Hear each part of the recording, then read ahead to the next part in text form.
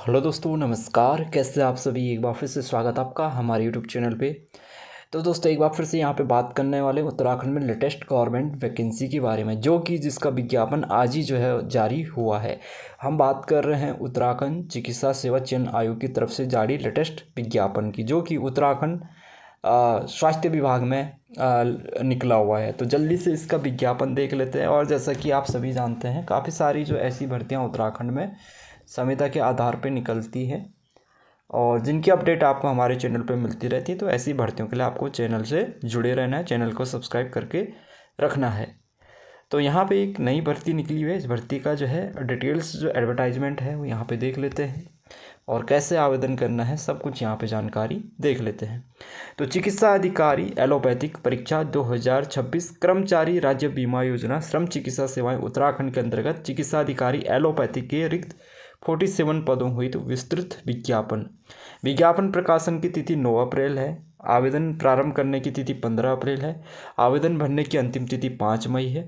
आवेदन शुल्क जमा करने की अंतिम तिथि 5 मई है। और आवेदन पत्र जमा करने के पश्चात ऑनलाइन आवेदन पत्र की जो प्रविष्टियाँ हैं उसमें करेक्शंस या चेंजेस किए जाने हेतु जो समय है वो 7 मई से 10 मई है। तो यहाँ पे चिकित्सा अधिकारी एलोपैथिक के पदों पे वैकेंसी निकली है। 47 पदों पे लेवल 10 की ये भर्ती है।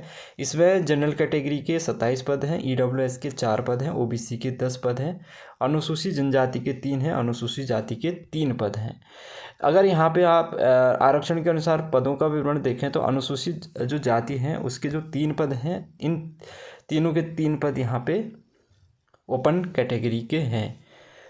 अनुसूचित जनजाति के भी 3 पद हैं, ये भी ओपन कैटेगरी के हैं। ओबीसी के 10 पद हैं, जिसमें से 3 पद ओबीसी वोमन के हैं। आर्थिक रूप से कमजोर वर्ग के 4 पद हैं, 4 के 4 ईडब्ल्यूएस ओपन कैटेगरी के हैं।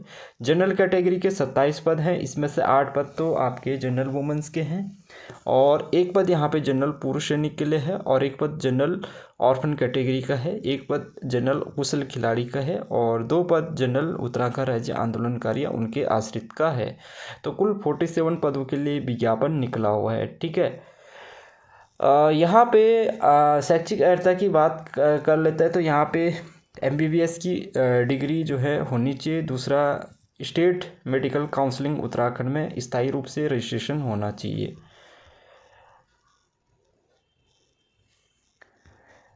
डिजायरेबल यानी अधिमानी जो क्वालिफिकेशन है, अर्हताएँ हैं, उसमें जो है यहाँ पे एनसीसी बी सर्टिफिकेट, प्रादेशिक सेना में न्यूनतम 2 साल की सेवा की हो, औषधि शल्य चिकित्सा, वक्ष रोग, स्त्री रोग विज्ञान, बाल रोग विज्ञान, विकृति विज्ञान, ईएनटी, विकिरण विज्ञान, ऑर्थोलॉ जो है पेडिक्स या ऑर्थोलॉजी। ठीक है। इसके अलावा डर्मेटोलॉजी या जो साइकेट्री में पीजी की डिग्री या डिप्लोमा प्राप्त किया हो। यदि अभ्यर्थी द्वारा विदेश से एमबीबीएस परीक्षा उत्तीर्ण की गई हो तो उन्हें नेशनल बोर्ड ऑफ एग्जामिनेशन द्वारा आयोजित की जाने वाली फॉरेन मेडिकल ग्रेजुएट एग्जामिनेशन उत्तीर्ण करना अनिवार्य है।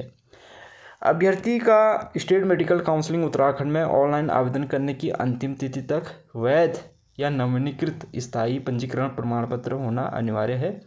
यदि अभ्यर्थी का स्टेट मेडिकल काउंसलिंग उत्तराखंड का जो पंजीकरण आवेदन पत्र जमा करने की अंतिम तिथि तक वैध या नवीनीकृत नहीं होगा तो उसे डिस्क्वालीफाई घोषित कर दिया जाएगा। और डॉक्यूमेंट्स वेरिफिकेशन के समय अभ्यर्थी को आवेदन पत्र जमा करने की अंतिम तिथि तक वैलिड या रिन्यू जो स्टेट मेडिकल काउंसलिंग उत्तराखंड जो रजिस्ट्रेशन प्रमाण पत्र प्रस्तुत करना होगा। स्टेट मेडिकल काउंसलिंग उत्तराखंड में रजिस्ट्रेशन किए गए हेतु किए गए आवेदन की रसीद मान्य नहीं होगी। एज की बात कर लेते हैं। 21 से 42 ईयर्स यहाँ पे निर्धारित की गई है। एज जो गणना कैलकुलेशन की जो निश्चाक तिथि 1 जुलाई 2025 है। अधिकतर आयु सीमा में जो छूट मिलती है वो उत्तराखंड राज्य के जो आरक्षण के अनुसार हर कैटेगरी में जो आरक्षण मिलता है वो मिलेगा, उसके अकॉर्डिंग छूट यहाँ पे मिलेगी। जो उत्तराखंड में जो आरक्षण का दावा करने वाले अभ्यर्थी के पास में उत्तराखंड का डोमिसाइल सर्टिफिकेट होना अनिवार्य है। ठीक है।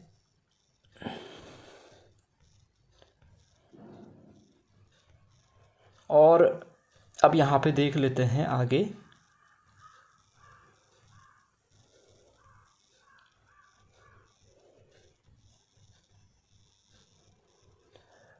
इसमें जो परीक्षा पाठ्यक्रम है 100 मार्क्स का यहाँ पे पेपर होने वाला है, जिसमें MBBS जो परीक्षा है इसके 20 अंक होंगे। 50 MBBS परीक्षा के जो है 20 नंबर आपको दिए जाएंगे, जिसमें 50 से 54.99 जिनकी परसेंटेज होंगी उनको 5 नंबर दिए जाएंगे। 55 से 59.99% तक वालों को 10 नंबर दिए जाएंगे।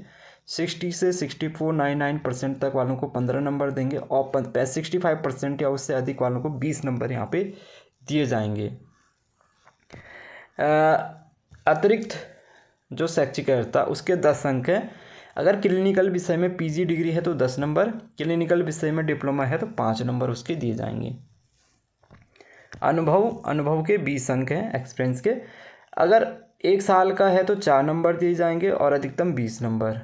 ठीक है, यहाँ पे लिखा हुआ है कि अनुभव जो है राज्य या केंद्र या जो ऑटोनोमस बॉडी है, गवर्नमेंट हॉस्पिटल है, ESIC है या ESIC हॉस्पिटल या में गवर्नमेंट मेडिकल कॉलेज में चिकित्सक के पद पर कार्य करने के लिए वे मान्य होगा। निजी क्षेत्र का अनुभव यहाँ पे मान्य नहीं होगा, यानी प्राइवेट सेक्टर का अनुभव यहाँ पे वैलिड नहीं होगा। और भाईबा के 50 नंबर यहाँ पे दिए गए हैं। जिन्होंने देश से बाहर MBBS परीक्षा उत्तीर्ण की है, उनके द्वारा नेशनल बोर्ड ऑफ एग्जामिनेशन से परीक्षा उत्तीर्ण की है, उनके पास में नेशनल बोर्ड ऑफ एग्जामिनेशन की परीक्षा में प्राप्त अंकों के आधार पर ही उनका मूल्यांकन किया जाएगा। ठीक है, तो आवेदन तो आपको ऑनलाइन करना है और यहाँ पे करेक्शंस के लिए भी आपको टाइम दिया जाएगा। करेक्शंस आप जो है कर सकते हैं, लेकिन यहाँ पे देखिए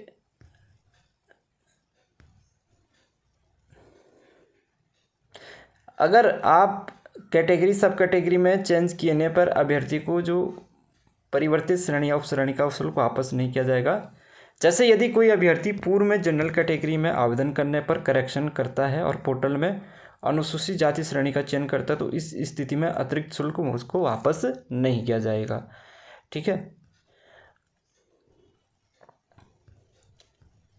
अब यहाँ पे ये सारी चीज़ें देख ली और इसमें PDF फाइल भी आपको अपलोड करनी है, जिसमें ये सारे डॉक्यूमेंट्स आपके इसी क्रम में आपको सीक्वेंस में अपलोड करना है एक PDF बना के।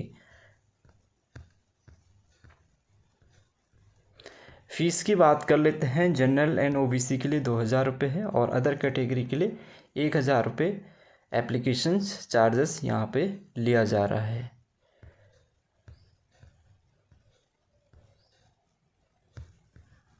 ठीक है, तो ये है 47 पदों पे मेडिकल ऑफिसर्स श्रम चिकित्सा विभाग में यहाँ पे।